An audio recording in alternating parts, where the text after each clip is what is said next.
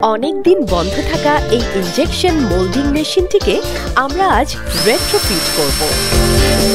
নতুন কন্ট্রোলার লাগানোর জন্য প্রথমে টুলিং এর কাজ করছি। এই মেশিনে টেক মেশিনের iTech 5620 কন্ট্রোলার সেট করছি।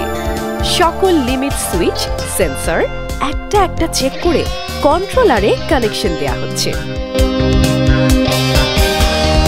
পুরাতন HMI খুলে ফেলছি।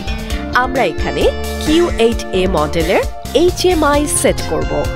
সুন্দর হিঞ্জ, পুলিং হ্যান্ডেল ও ম্যাগনেটিক লক ব্যবহার করা হয়েছে। মেশিনের প্রয়োজন মতো ইনপুট, আউটপুট ও প্রোগ্রাম কাস্টমাইজ করে নিচ্ছি। পজিশন ট্রান্সডিউসার, প্রেসার সেন্সর ও প্রেসার ফ্লো সিগন্যাল ক্যালিব্রেশন করছি। মেশিনের এক একটি ফাংশন ম্যানুয়ালি টেস্ট করা হচ্ছে। সবকিছু চেক করার পরে মেশিনকে এখন অটোমেটিক চালানো হচ্ছে।